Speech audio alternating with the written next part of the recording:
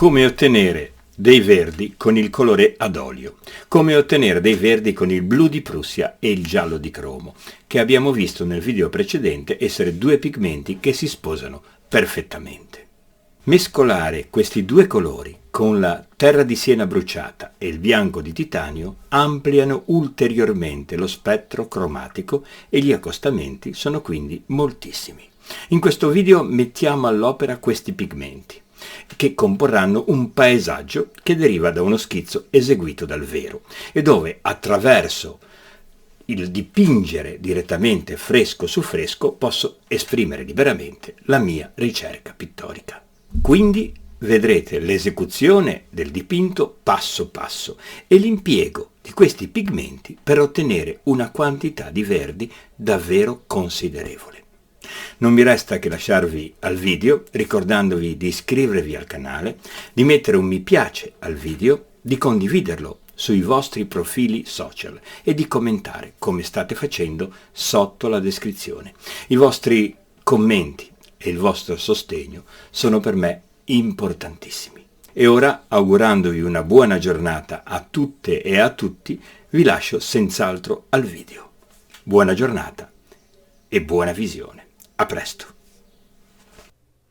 Ho pulito la tela della volta scorsa dove abbiamo parlato del blu di Prussia e delle sue implicazioni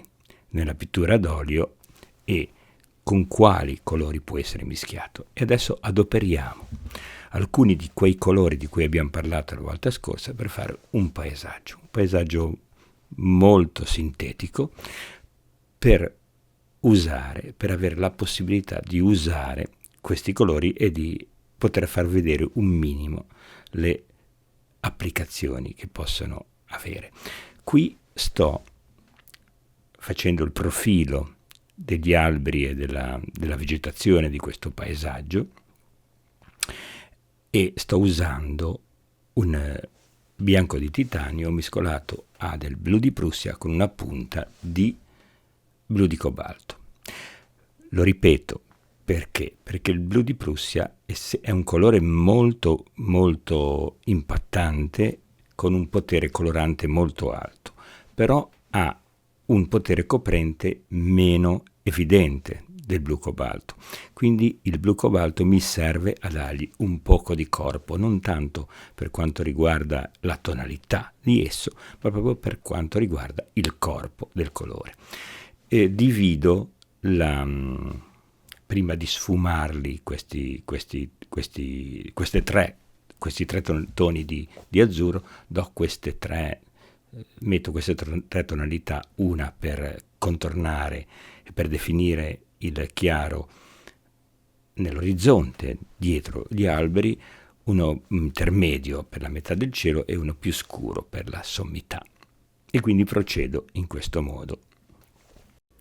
Una volta reso omogeneo il cielo, prenderò a definire e ad usare i colori che abbiamo visto, parte dei colori che abbiamo visto nel video precedente, che sono il blu di Prussia, il giallo di cromo, la terra di siena bruciata,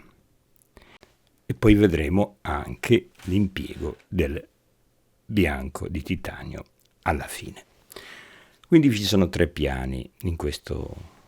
dipinto: il cielo, la vegetazione che sta all'orizzonte, quindi nel piano in fondo al dipinto, e la parte dell'erba del prato che arriva fino a noi e quindi determina la profondità dell'oggetto che andiamo a dipingere. Quello di questo paesaggio, questo schizzo che ho preso da un disegno che ho fatto sul posto e che sviluppo qui con voi, ed è uno schizzo che fa parte sempre di quella serie con cui io svolgo questo studio sulla natura, sia col disegno a penna e sia con la matita, che che appunto rappresento con tutti gli elementi che io raccolgo durante le mie sedute di ricerca sul paesaggio, soprattutto dal vero. In questo dipinto particolarmente veloce mostro due processi creativi. Il primo riguarda l'aspetto formale, di come io lavoro e quindi come opero la sintesi sulla natura, e dall'altro da un punto di vista proprio del colore e dell'uso di questi tre colori. Non vi sto a dire quando e come li uso, perché li vedete anche voi e quindi non avete difficoltà anche se l'immagine è velocizzata, a comprendere come posso usare e come posso utilizzarli. Però vedete che la varietà dei verdi è talmente tanto ampia che da sola veramente merita l'attenzione e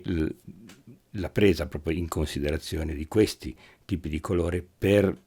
la rappresentazione del paesaggio e dei verdi, di alcuni verdi. Però, come ho detto anche l'altra volta, bisogna stare molto attenti, perché essendo un colore abbastanza colorante, abbastanza aggressivo, conviene usare in fresco questi colori e poi quando sono asciutti magari sovrapporre ad altri, oppure il contrario, perché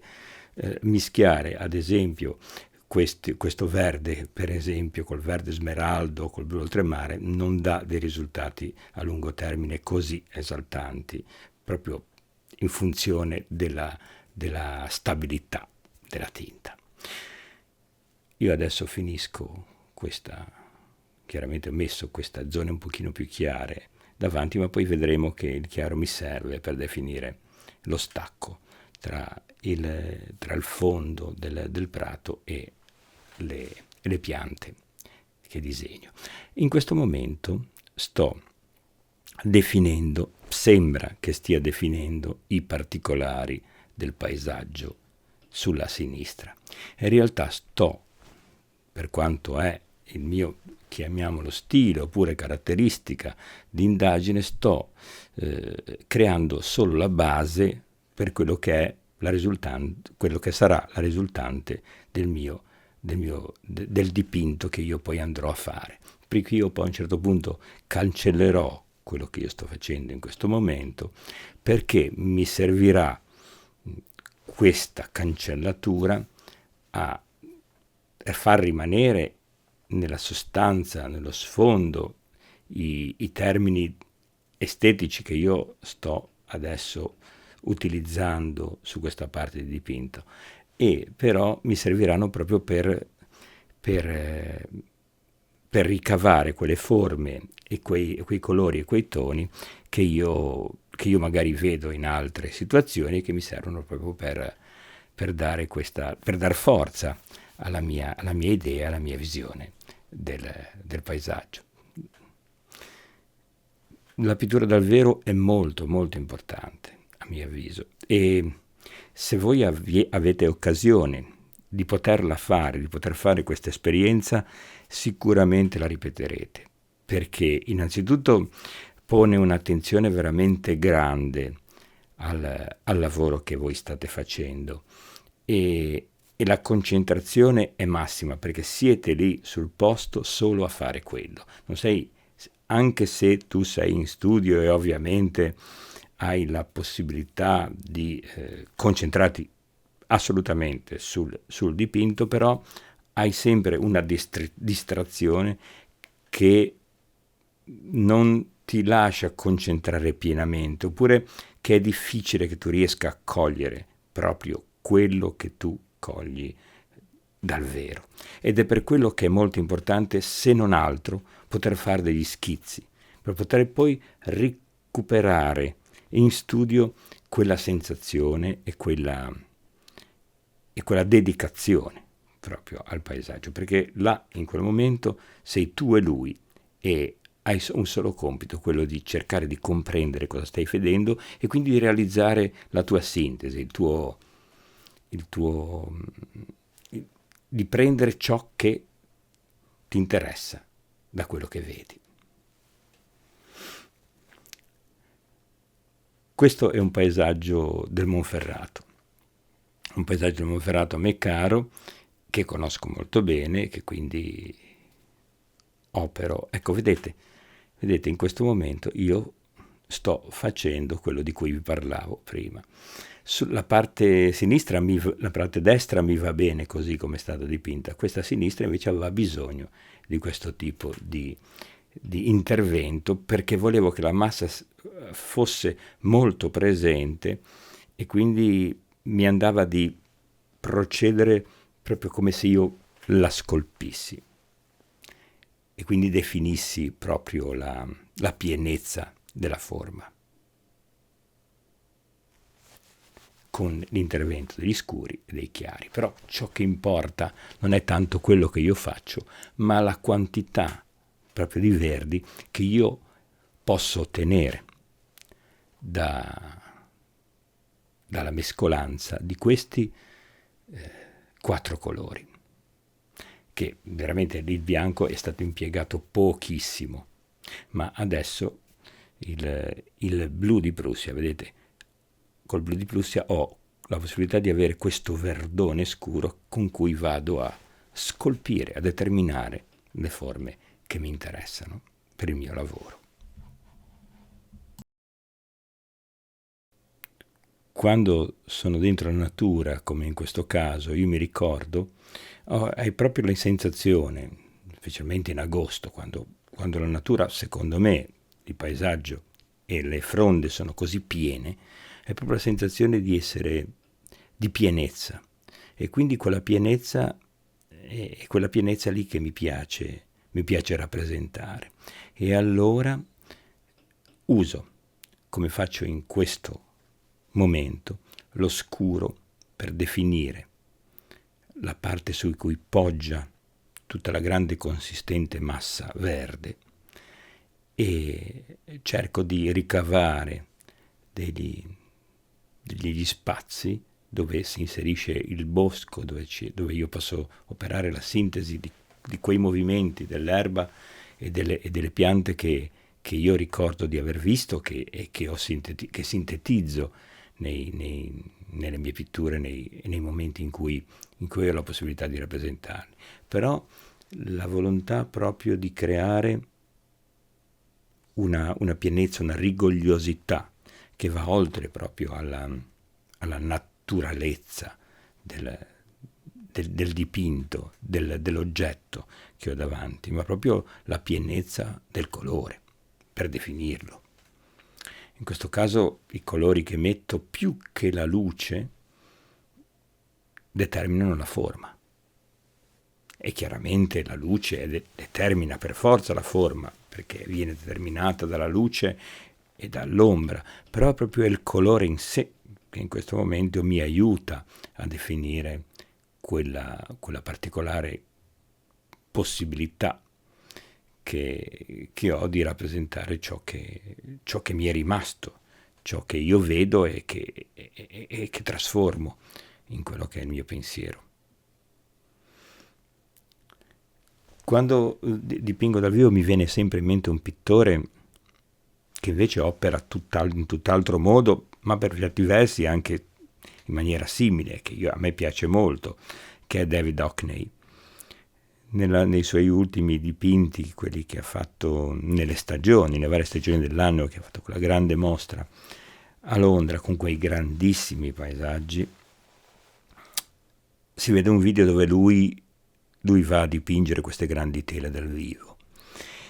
e il risultato di queste tele non sarebbe stato assolutamente lo stesso se li avesse composte in studio, non c'è niente da fare. E io, che sono profondamente italiano, nel senso proprio legato a una definizione estetica che è propria di una cultura che ci portiamo dietro, che io mi porto dietro, ma tutti noi ci portiamo dietro, e che nessuna influenza esterna può scalfire, perché proprio sta dentro di noi, sta dentro il bagaglio, o almeno io me la sento. Non riesce a essere completamente grafica, ma è molto più vicino ovviamente a una visione più pittorica. e questo anche in relazione alla forma e alla dimensione della forma e alla qualità della forma nella sua sintesi maggiore, che parte da molto lontano e che prima da un punto di vista simbolico e poi da un punto di vista proprio di sintesi del colore viene rappresentato. E vedete qui questa risultanza di questa striscia che si muove all'orizzonte, anche se non c'è, anche se non c'era davanti in quel momento, risulta da tutta la sovrapposizione di indagini, di disegni che mi sono serviti per indagine sulla natura. Io rappresento qualcosa che non c'è e che non si vede da nessun'altra parte se non qui, e quindi sono io che ve la mostro. Quando operiamo la coppiatura di un'immagine, anche di un'immagine fotografica, tendiamo a mimare con il colore a olio ciò che non è proprio del colore a olio, che ha la qualità per poter rappresentare al di là di quelli che sono i contorni di ciò che noi vediamo, ma operare con esso una trasformazione radicale dell'immagine che abbiamo davanti. Invece in quel modo lì, in un certo senso, è come se mortificassimo il colore, lo costringessimo a fare qualcosa di non necessario per esso, che è quello di ripetere una forma e di ripetere un'immagine che, se non si discosta dalla fotografia, non si vede perché si debba fare. C'è stato un momento che era importante farlo, però adesso mi sento di dire che è superfluo, che bisogna ritornare con i pennelli in mano davanti a ciò che vediamo e cercare di questa materia che abbiamo per le mani, di forgiarla, di modellarla, di impossessarci di essa per riuscire a costruire qualcosa di nuovo, qualcosa di diverso. Vedete questo giallo cromo con un poco di bianco e sempre questa tonalità di blu di Prussia anche di sfondo, come riesce a essere brillante. E anche se è fresco su fresco, ad un certo punto, come vedremo adesso, riesce a essere ancora più brillante. Quindi le luci che io costruisco servono proprio per ricostruire quell'atmosfera e ciò che mi è lasciato, evidentemente, quell'atmosfera. Questo era un video che ho voluto fare appunto per dimostrare, per mostrare, non per dimostrare, per mostrare quelle che sono le qualità e la costruzione dei verdi che si possono ottenere con questi pochi colori. E ho preso occasione per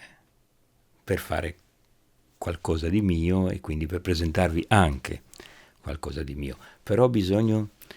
ancora di luce, ho bisogno che il quadro sia ancora più luminoso.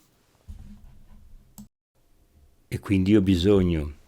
di questa striscia luminosa che il bianco di titanio insieme al giallo di cromo sa restituirmi, che io uso come una lama di luce all'interno di questo schizzo. Quindi non mi resta che ringraziarvi di essere stati qui e vi chiedo di iscrivervi al canale,